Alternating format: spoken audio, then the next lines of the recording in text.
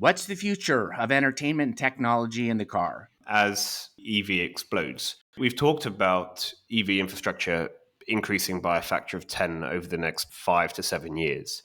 Part of the challenge then comes on where those charging points go. As it turns out, the winning models that we're seeing now, in terms of electric car charging points being installed in off street locations.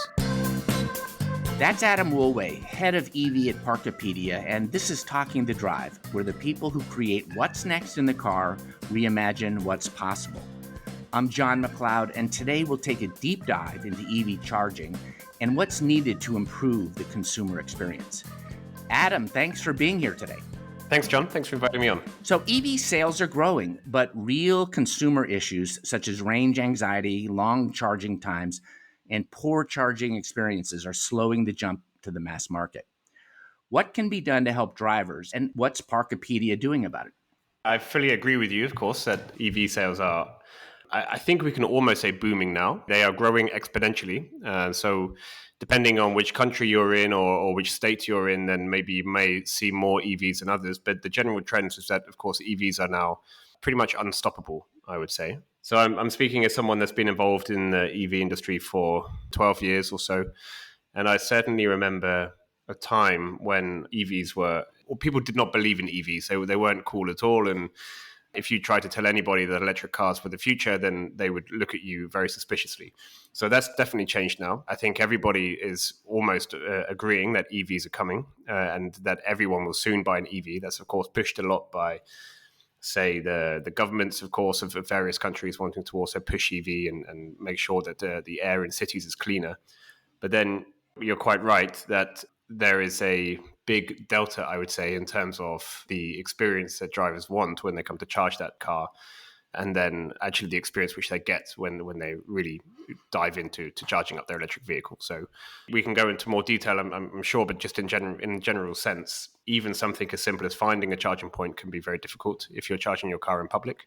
If you look in your navigation unit in your car and you try to find out where a charging point is, and you will often find that where the car says it is not the real life experience of where the charging point is. And once you get there, then is that charging point going to be working? Is it going to be blocked? There's huge issues like this. So I think in the US, about 30% of all charging points are out of order at any one time because the uptime is very poor of these charging points. In a very short summary, what Parkopedia is doing is sort of ironing out all of this data, right? So we're making partnerships across the whole of the industry with charging point operators, with EMSPs and many other acronyms that we can get into. We're making sure that everyone is connected, and then we're able to make sure the data is of high quality we can put into the car. What was really surprising for me to learn is just the raw numbers of number of charging points required to support EV versus, say, gas stations. You know, if you look at sort of the last 100 years, I mean, of course, the gas station business has matured and it's really become quite efficient, where you have in the US now 145,000 locations of gas stations. They're 8, 10, 12 pumps. They're well distributed across the US. So pretty much you can find a gas station anywhere when you need to. With charging stations, though, I guess partly because of the longer charging time and because of other things, there are actually going to be a lot more charging locations, like orders of magnitude more, is my understanding, which in some ways makes your job more critical, but it also makes it a lot harder because it's a little bit like the Wild West, at least here in the US, where charging station points are popping up everywhere. So how do you think about collecting all this data, and how do you think about making sure it's accurate? That must be just a huge challenge for you. One thing we can't underestimate is this transition to EV is a huge transition. So before we even look at the charging point, you can look at the car itself. So if you take a Tesla, for example, that might look quite similar to a number of other cars on the road, but actually underneath the hood, it's completely different, right? Because in a Tesla, there isn't even an engine, there's no gearbox, and it's just a big battery. And we hear these things about software on wheels or mobile phones on wheels being used to describe an EV. So when it comes to electric cars, we have this massive transition. One, the cars are very different, but then as you also then point out, there is then this equally big jump which we have to take in terms of EV infrastructure. What we find is when you're fueling up a car with gas, then that's something which you do in a short term. Maybe on route somewhere, you might just fill up. It might take 10 minutes, and then you're off again. With an EV, it can be much more opportunistic, where you will every time you park your car, then potentially that's an opportunity to charge it up a little bit more. And of course, what we can't forget is cars today are parked for about 23 hours of the day, right, and just driven for 1 hour of the day. That means then that there's huge opportunity for EV charging points to be put in because there's lots of cars parked all the time. And then in addition to that, because of the amount of time it can take to charge a car if you're doing it on a level 1 charger or a level 2 charger, and then also because of the behavioral patterns of drivers who maybe don't charge their car so efficiently at the moment as well. So you see electric car drivers who plug in, the battery might get to 100%, but they will keep their car at the charging point and block it. Because of all things like this, and we need to see this huge increase in the amount of charging points. And on top, there's also this psychological factor where car companies and anyone involved in selling an EV also wants this visualization of charging points to be everywhere so that it makes drivers feel comfortable. So if we look at that in terms of numbers, then we can see that I think every major government now, whether that's the UK or Germany or whether it's the US, is now looking at increasing by at least a factor of 10 the amount of charging points which are in the ground by 2030. So we might say that it feels like they're popping up everywhere at the moment. Well, the news is going to be many, many more because we're going to see that increase by 10 by 2030. And that includes, say, 7 billion being put in by the US government in order to build that up. So that creates a real operational challenge for anybody that wants to collect data, such as Parkopedia. Because what we often find with those electric car charging points is that the quality of the POI data, so that means then the data on where that charging point is, what type of plug it has, all of the features of that charging point, the quality of that data can often be wrong because when it's installed, the installer might not get the right data or they might make a mistake, or maybe no one records the data. There can be a whole multitude of reasons, and that creates a massive problem of scalability for anyone that wants to then create that database of good quality charging locations, because the data is wrong at the source. At the same time, we see that charging points are being put in the ground at a faster rate than ever before, and that's going to get faster. So then you have a fundamental problem with the quality of the data, and that's just going to explode as time moves on. That's one of the main challenges that we've taken up at Parkopedia to make sure that this data is good, because we understand that an electric car driver who is coming to the market for the first time or coming into an electric car for the first time and maybe is going through this big behavioral change to get an electric car, they need to be able to rely on the charging point data.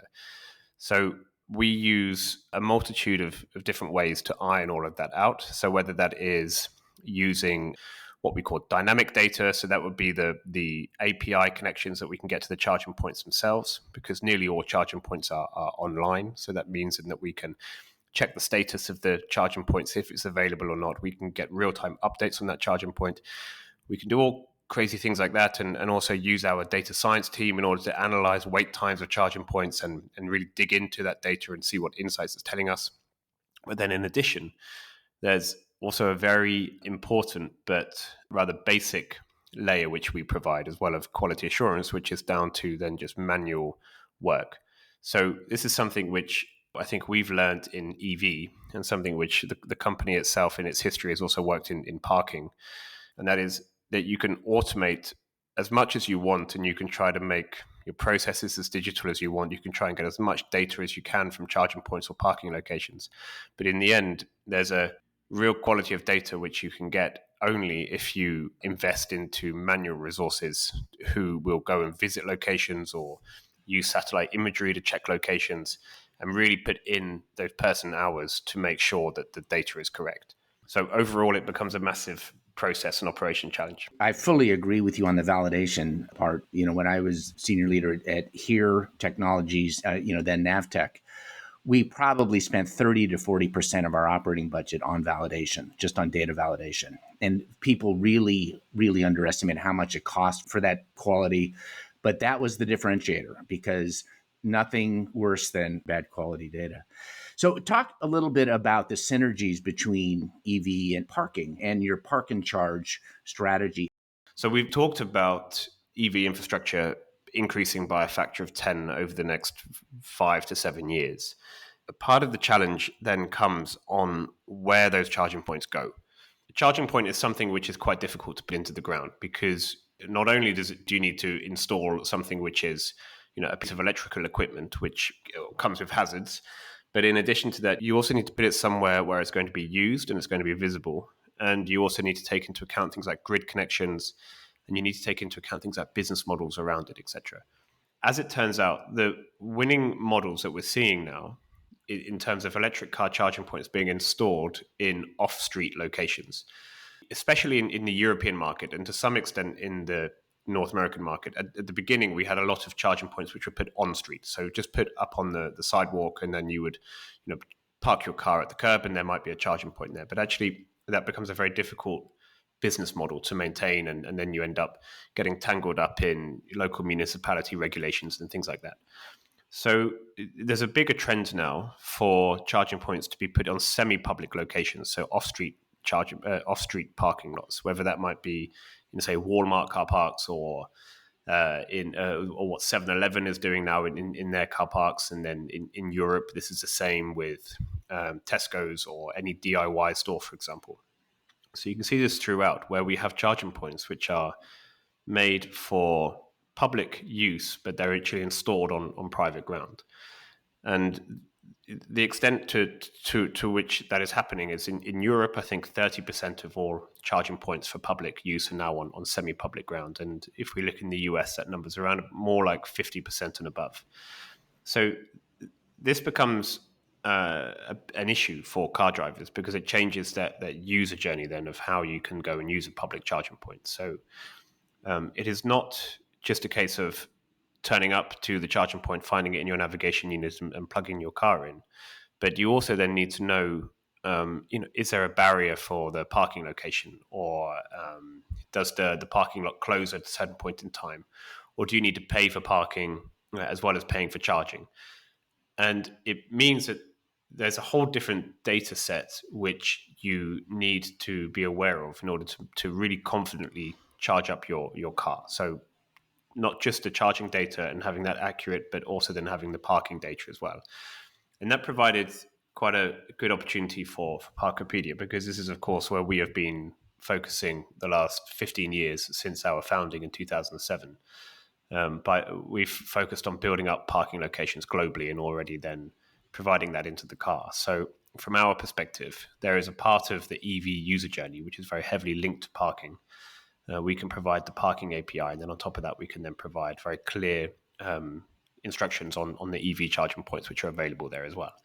And that is something I think which we're able to do in a relatively unique way, which gives that driver a lot more confidence in knowing that once they find a charging point, it's not just something which they're going to see from the wrong side of the barrier, but instead they're going to be able to get there and use it and be able to continue on their journey and get home at night.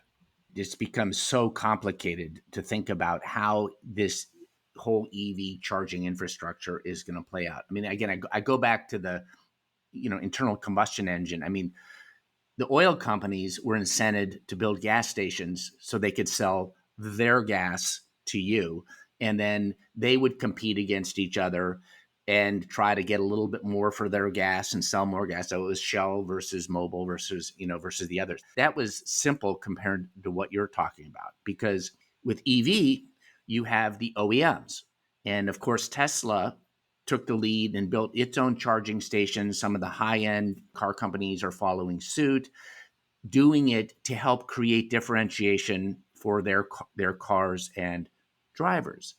You have independent companies like ChargePoint, EVgo, who are trying to go out there. By the way, real estate companies are getting into the mix as well, with the big commercial real estate companies forming business solution teams to figure out how to make charging part of real estate. And then you have the governments which mandate things. And then you have the energy companies who are making money selling electricity.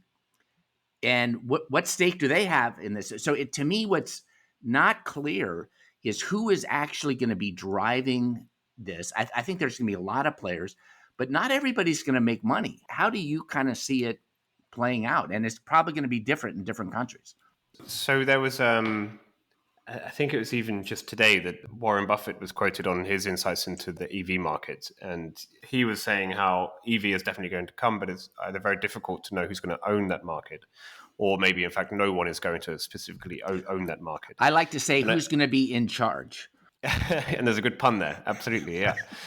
And I think Warren Buffett might have been talking about the actual OEMs themselves. So whether it's the Chinese or the American or the European OEMs. But actually, you can extend that to the infrastructure as well. Because if you look at what's happening in EV infrastructure, and especially in the US market and the North American market at the moment, it seems, let's say, like a complete free for all. And that's what I find particularly exciting. And that's what really drew me, I think, to EV in the first place. And this is that it's this huge upheaval where nobody is currently owning this market and everyone is able to get involved. I mean, if we just look at the North American market from afar, you've already named a few of the companies that are involved. So you've got the OEMs, of course, who are building up infrastructure. We know Tesla, we know Rivian. I mean, there's many more in Europe. You can then say Ionity as well, for example, which is an OEM-led charging network. And then you have companies like the pure play ones who are ChargePoint and EVgo. And for the beginners in the EV market, they might look like quite similar types of companies. But the truth is that EVgo and ChargePoint have completely different business models with completely different KPIs, completely different metrics that they want to achieve. And their path to value is all completely different, right? So whether you're basing your business model, for example, on utilization of a charging point, as somebody like EVgo might do, or whether you're basing it more on the sales of the charging point and licensing of the hardware, as say ChargePoint might. Then in addition to that, we're seeing companies like Shell and the oil and gas companies are coming into it with their more traditional way of doing business. And then we have, say, 7-Eleven, we have Walmart bringing in their own charging networks. So that's OEM, that's pure play, that's oil and gas, that is the retail companies. And that's before we've even got into the traditional energy companies like PG&E, who are playing a significant role in this market as well. It's tough to know who will dominate in this market. And I think that's also not something which we necessarily need to try to call it for now. I think it's rather that what we can expect to see is just increased fragmentation in the market as we see more money, more subsidies going into the market, which is going to take us, through to the next 3 or 4 years. Then I think we can see a huge increase in fragmentation.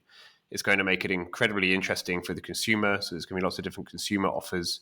I think over time, we're going to see the quality of the charging networks also increase. So things like the NEVI funding, for example, comes with very strict rules on uptime, which is going to benefit the consumer. And then for me, most exciting is this is also going to be a time of real opportunity for startups and for agile companies, because what I've found in my career in EV is that as soon as you get at least 2 major industries, and here we're talking several major industries, who are all trying to come together into a market, of course, these industries are like big ships. They're very powerful when they move, but actually they're very slow at moving and they're not very good at doing business with each other. They don't really know how each company works. Whereas for 1 minute, they maybe think they have this whole EV transition sewn up. The reality is that if you're a quick, fast company and you can be agile, then there's many cracks which appear, which you can get in and fill quite quickly. And whether that is, a company like Parkopedia, which is by no means a small company, but is certainly much more agile than, say, a company like an oil and gas company, or whether that's new companies who are coming up and trying to create roaming networks in the US, or trying to bind together a lot of the fragmented user experiences in the North American market. There's huge opportunity, I think, for players to get involved. And I think it's a super interesting time. My understanding of Parkopedia is you're a B2B provider of data to the OEMs, to the e-mobility service providers, to others. Is that true, or do you see yourself more as somebody who's going to go more direct to the consumer with your own services? You're correct. We are a B2B player. We do have a limited B2C product on the market, but that is currently focused purely at parking, and that is not our core business. It's more of a reference product. Our main business is B2B and specifically providing solutions for the OEMs, which is the automotive companies in this case. As somebody who's been in both B2B and B2C, and certainly I understand just how complex and expensive it is to go B2C, somebody, or many people, I should say, are probably going to try to figure out how they could be I'm going to call it the Airbnb of EV or the Uber of EV. What are you seeing with those types of players out there? Any forecast of where that may go? There's plenty of companies out there who I think have that idea. So becoming more of a B2C player in the market. I don't know of a strong, successful runaway leader in the B2C space, let's say at the moment, in terms of EV charging in either the North American or the European market. At the same time, I believe that one is needed because, as we've mentioned, what is happening now in the market is huge behavioral change. And this is a change which is coming from government and from the OEMs themselves rather than being consumer led. So this means that what we're going to see now is mass market EV drivers, is people that perhaps don't want to go and embrace this change. They're going to need to have their hand held in understanding how to charge their car, where they should charge it, how it actually works, how much it costs, all of these things. And there's going to need to be a lot of instruction for consumers. And I think that's a market that a company can fill. But having said that, there's also a number of challenges, which is probably why this company doesn't really exist at the moment. Those challenges are that, especially in the North American market, the players who are in EV, they're often quite conservative when it comes to partnering. So they would see that they've invested a lot of money into the market. They've built that market themselves. And so opening the door for other players becomes quite a challenge in the North American market, which is absolutely something which I can understand. In the European market, where you do have this more open door towards partnerships, and the market is built more on collaboration for new players in the market, the frank situation is that there is still very limited money in terms of EV. And I think this is really one of the challenges, which is one of the factors why maybe the user experiences, etc., are being held back.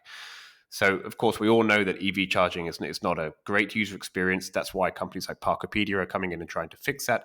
But one of the reasons why it's not so good is also because there is limited money in the market. So we forecast the volumes of electric cars, but they're still not there. We look at, say, money being made in terms of electric car charging on the kilowatt hour. But actually, if you speak to any retail energy provider, they will tell you that it's very difficult to make money even selling electricity to homes, for example. So then once you add on all of the infrastructure and all of the different things that you need to build and the capex you need to invest in order to build up an electric car charging network, it becomes then very, very difficult to find out where the money comes. So I think there's big possibilities out there for a B2C player, someone like Uber or an Airbnb. I think the market is very challenging, and I think that one day someone will crack it. But there's good reasons why it's not existing at the moment. If you think of Uber, it actually was kind of a simple solution. It was ride sharing, and you basically are dealing with a driver and a passenger. So you're really just dealing with two people. The same with Airbnb. It's I've got a place and somebody wants to stay there. This has so many more players in it, but it's also at the same time a much bigger opportunity for everybody. I'd be surprised if any one player came along. I think we're going to see lots of successes in niches, and I think it's also going to vary by region as well, because the regional differences are very different. I'd love to hear a little bit about your EV journey. I love the name Plugsurfing. Tell me how you got to where you are today. So I started off in the EV industry back in, I think it was around about 2011 that I first heard of what we called it then e-mobility. And I think at that point in time, like a lot of people, I thought it was like electric scooters for people that struggled with their own personal mobility. And then I realized that it wasn't. It was electric cars. As soon as I heard about this, I was fascinated. So this was around about 2011, and I started working with a company that was trying to install charging points. So it was a CPO, which means a charge point operator. And in Germany, they were trying to roll out one of the first charging point networks, I think a little bit inspired by what we were seeing in the US. So companies like ChargePoint, for example, were already on the market since approximately 2008. So a few years later, 2011, there was this other hype curve, which seems hard to believe now, but there was a real hype in investor communities around electric car charging. And this hype curve was really inspired by Better Place, which is a name which I'm sure a number of people will recognize. So Better Place was a company which were very much ahead of their time. They saw that the world needed to go electric in terms of the automotive industry, and their proposed solution to do it was through battery swapping rather than through charging it. So they raised huge amounts of money. It was a really fashionable investment for a lot of people to make. It caused a huge amounts of hype, and the big plan was that they would build that into battery swapping stations. And I'm sure there's people that know the story much better than I do, but the short version is that didn't work out. And within I think about a year or so, they'd burnt through what I heard something like $500 million and didn't really have much to show for it. But so I got caught up a bit in that hype at the time, working for a charging point operator. So thinking that electric cars were just around the corner. And then, of course, when that didn't happen, one thing I had noticed was that charging points were being installed, but there wasn't really a basic database of where to find charging points. We thought that there were going to be drivers out there looking for charging points.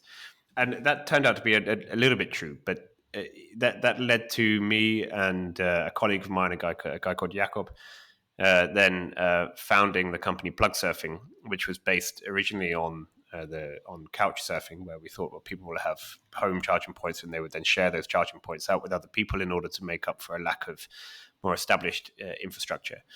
And in the long run, we were right, but it just took a lot longer than we thought. And we built up this app, we made partnerships, we were quite ahead of our time, and that gave us some opportunities which we maybe otherwise wouldn't have got. So providing data, for example, into tier ones who were supplying car companies with navigation charging points. And then we realized that over time, the main issue was not just around finding charging points, but around paying for charging points. And so we built up then a payment layer to that, and became what I believe to be the first pure play EMSP in the European market, which was meant that we could then help electric car drivers find and pay for charging. And this was all a fun thing to do, but wasn't really getting anywhere until Dieselgate happened in about 2015. And then from that point onwards, I really have this memory of one day going home and nothing much happening, and the next day coming into the office and the phone not stop ringing, because every company seemed to have woken up to the fact that EV was going to come. So Volkswagen had, of course, been found out cheating on emissions tests. That had huge implications. It meant that the German government could no longer listen to the lobbyists who were against EV. They needed to push for it. And suddenly, every single company involved in EV who had been dancing around the subject for a long time now needed to go headfirst into it. And that gave us a big opportunity to really push our business, which we did. And we ended up having an exit from that in 2018 and so on. I joined Parkopedia in 2021. The reason for that is because I still believe that there's a lot of work to be done in terms of making that good user experience in terms of EV. So what we see today is, we see a larger fragmentation in terms of charging point operators. We see a larger contingency of OEMs producing electric cars out there. But in the end, there isn't really that cohesion between all of the different sides of the platform. So the energy companies and the CPOs, and then also the users and the electric cars themselves. So how do you bring that all together? How do you create big databases? How do you create accurate data? How do you map that up with other automotive services such as parking, for example, and then paying for charging and paying for fueling? And how do you put that into the car? And that I see as a huge opportunity, which is something that we need to crack at Parkopedia, and which we're making very, very good progress on doing. Adam, it sounds like you've got a tiger by the tail, and I'm glad you're back in the fight, because there's a lot of work that needs to be done. There are very big differences between regions, even within the US, from US to Europe to UK to the rest of the world, in terms of not only consumer behavior, but also the whole business environment. There are several different consumer use cases of charge at home. You live in an urban area where you don't have the ability to charge at home, so now you're more dependent on public charging, to when you're traveling. So how do you see those different consumer use cases playing out in the different regions, and how the different businesses and governments are responding? The reason that I think this question is quite important is because when we talk about megatrends, we talk about global phenomenon. And then when you speak to, say, the automotive companies, who of course play a huge role in terms of EV, if you look at how they procure services, then one of the issues, in my view, is that they try to procure services on a global level, and if not global, then at least regional. And regional there meaning, say, Europe and North America. But the truth is that doesn't really have a good fit for the user, because the individual driver wants their service to be local, because a lot of the time, even if you're charging in public, you're going to do so in your local area. Not everybody travels interstate every day. And there's going to be different local champions, so different charging point networks which are better for you to use, which might be very different for, someone with exactly the same car but in the next city along. So if we really want to create a very good EV user journey, then we need to be very sensitive to these local issues as well as the global view on and the global overall megatrend as well. And that means, for example, then looking at things like in Europe, for example, where we have this much, much more fragmented landscape of EV charging points, because we have very fragmented energy sector out there, and there's been this big energy transition in companies in countries like Germany, for example, where there's been this big push away from nuclear in certain countries and not in other countries, and that all then has a big impact in the types of companies which then end up producing charging points and their motivations for doing so. And that then becomes very different to, say, using a Tesla supercharger across the US, for example, where you will expect a rather similar user experience whether you're on the West Coast or the East Coast. So we need to make sure that we make integrations deep enough with each partner to really provide their local strengths so the customers will use those charging points. We also need to be sensitive to the fact that in Europe, for example, most charging will happen at home as it will in the US, but there will also be a larger percentage, around about 30% or so of charging that will happen in public in Europe, simply because a lot of people that live in cities in Europe do not have a private parking space and private charging points, which is a little bit different to the US. And so that user experience is going to be different. Just to wrap on this point, we also need to then look at very different user experiences which are happening in the non-major EV markets. So if we look at the more developing EV markets and countries which are catching up very, very quickly, and one of these that springs to mind is say, the Indian market, which I've been speaking to Indian CPOs recently, and they were telling me some what I've found to be quite interesting stories, where today people that own electric cars in India are people who are wealthy and who are educated and have a certain socioeconomic profile, because to own an electric car in India is a status thing and it's quite tough. But these are not the people who charge their car, because these people employ drivers, and the driver will then charge the car for the owner of that car. And something about this driver is they will not be educated and they may well not be able to read. So if you're making then a user experience for an electric car driver, then you need to make the distinction between who owns the car and who's going to be charging that car, and how do you make it as simple as possible? Because it's very possible that the person that's charging that car will not be able to read instructions and will need to be able to charge it for somebody else. And I think that's quite a strange example, of course, but I think it just highlights the point that you need to look at EV in terms of regional differences. You need to really get into the markets. You really need to understand what's happening on the ground, because although you might try to sell into OEMs who look at things globally, in the end, you need to provide a good solution for the driver on a local level and make sure that they can use the product in a way that's going to make them happy and help them overcome this behavioral change and get what they want. Having lived in Europe and growing up in America, there are some really major differences with the Europe geography, in that it's much more dense, much more concentrated, much more like East Coast US in terms of how urban it is. So if you look at the US, you have the East Coast US, and then you kind of have the rest of the US, which is long travel times and lots of EV deserts out there. And that is going to be a really hard problem, I think, for the US to solve, where I think the EV adoption is going to be much higher in urban areas, just because of some of the range issues with it as well. And I think the other thing where I actually think Europe is going to be able to be stronger and move better is there's a much stronger central government support for it. And I think in the US, a lot of politics get into play. I think Europe's going to be ahead of us in terms of adoption and rollout. And I do think that just our geography being so big, and also our government structure, is going to have an impact. I think we eventually get there, but I actually think it's going to take us a little longer. And I think we're lagging in terms of adoption versus Europe and other parts of the world. Yeah, I would agree with that. I think the behavioral patterns and ownership patterns of cars is also very different. So, or let's put it another way, that EV is something which has really been, I think, unfortunately, has become really an integral part of a culture war, in a very similar way to, wearing masks during a pandemic or whatever it might be. It's something which people have very strong opinions on, which on the face of it might not seem rational. And this is not just in the US, of course, this is also in Europe. We have this as well.